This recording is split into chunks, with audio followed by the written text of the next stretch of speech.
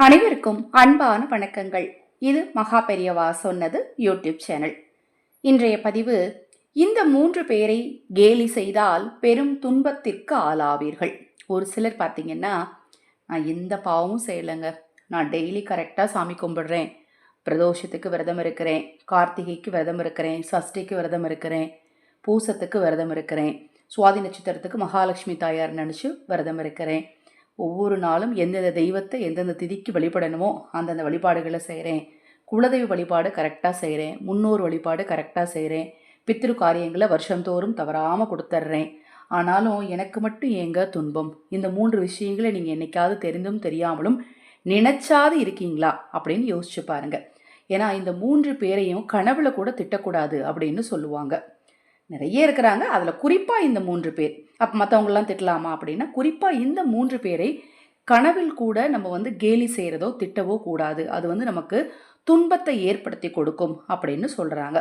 அதில் முதல்ல யார் அப்படின்னு பார்த்தீங்கன்னா, கால் ஊனமுற்றவர்கள், காலோ கையோ ஊனமுற்றவர்கள், காது கேளாதவங்க, வாய் பேச முடியாதவங்க, இது மாதிரி. அதில் குறிப்பாக கால் ஊனமுற்றவர்கள்.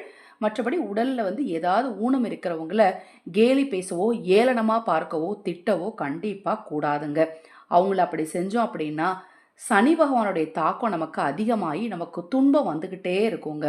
அடுத்தது யார் அப்படின்னு பார்த்தீங்கன்னா, திருநங்கைகள். நாமெல்லாம் திருநங்கைகள் எங்கேயாவது பார்த்தோம், பஸ் ஸ்டாண்டில் பார்த்தோம், ரோட்டில் பார்த்தோம் அப்படின்னா அவங்கள ஒரு மாதிரி பார்ப்போம்.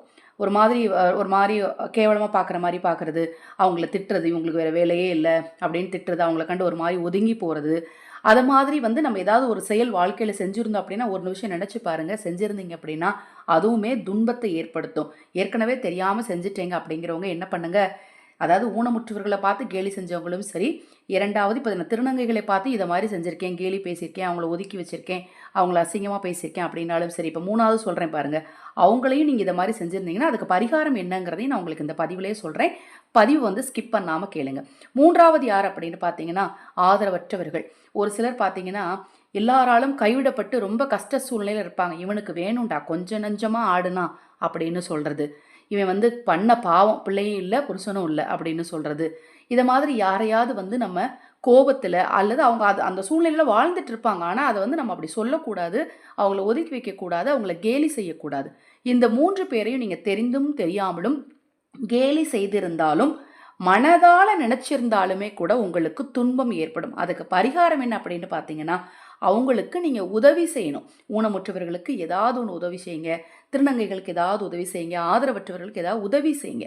நான் இவங்கள தான் பழித்தேன், இந்த கேரக்டரை தான் பழித்தேன், அவங்களுக்கே போய் உதவி செய்யணுமா அப்படின்னா, அவங்கள மாதிரி இருக்கிற யாருக்குனாலும் நீங்கள் உதவி செய்யலாம். அப்படி செய்யும் போது பார்த்தீங்கன்னா உங்களுடைய பாவம் கண்டிப்பாக சரியாகவும் மன்னிக்கப்படும். இப்போ நான் சொன்ன இந்த பதிவு நிச்சயமாக உங்களுக்கு பயனுள்ளதாக இருக்கும்னு நினைக்கிறேன். இதை கண்டிப்பாக அவங்க வீட்டில் இருக்கக்கூடிய குழந்தைகளுக்கும் சொல்லிக் கொடுங்க. ஏன்னா சின்ன சின்ன விஷயங்கள் கூட இப்போ வீட்டில் இருக்கக்கூடிய குழந்தைகளுக்கு தெரிய மாட்டேங்குது. அது பெண் குழந்தைகளுக்கு மாலை நேரத்தில் விளக்கேற்றணும், காலையில் எழுந்து கோலமிட பழகணும், வாசல் தெளிக்கணும், சின்ன சின்ன வேலைகள்லாம் கற்றுக் கொடுங்க. இதெல்லாம் பார்த்தீங்கன்னா அவங்கள மன ரீதியாகவும் பக்குவப்படுத்தும், உடல் ரீதியாகவும் பக்குவப்படுத்தும். ஆன்மீகம் அப்படிங்கிறது இறை வழிபாடு. நம்ம சாமி கும்பிடுறோம், நமக்கு தேவையானதெல்லாம் கிடைக்கும், அது மட்டும் அல்லங்க, நம்மளை பக்குவப்படுத்துறதுக்கு ஒரு விஷயந்தான் பார்த்தீங்கன்னா இந்த வழிபாடு. உங்கள் வீட்டில் இருக்கக்கூடிய குழந்தைகளுக்கும் சொல்லிக் கொடுங்க. இது போன்ற எண்ணற்ற தகவல்களை தெரிந்து கொள்ள நமது சேனலை சப்ஸ்கிரைப் பண்ணிக்கோங்க. பணம் சேர பணவசியம் உண்டாக பணவசிய அக்ஷய மூட்டையை நம்ம சேனல் சார்பாக அறிமுகப்படுத்தியிருக்கிறோம். அதன் விலை ரூபாய் 600 மட்டும்தான், தபால் மற்றும் பேக்கிங் செலவு கிடையாது. அதை பற்றிய மேற்கொண்டு விவரங்கள் உங்களுக்கு தேவைப்படுவனில் 9344692042 இந்த வாட்ஸ்அப் எண்ணுக்கு தொடர்பு கொள்ளுங்கள்.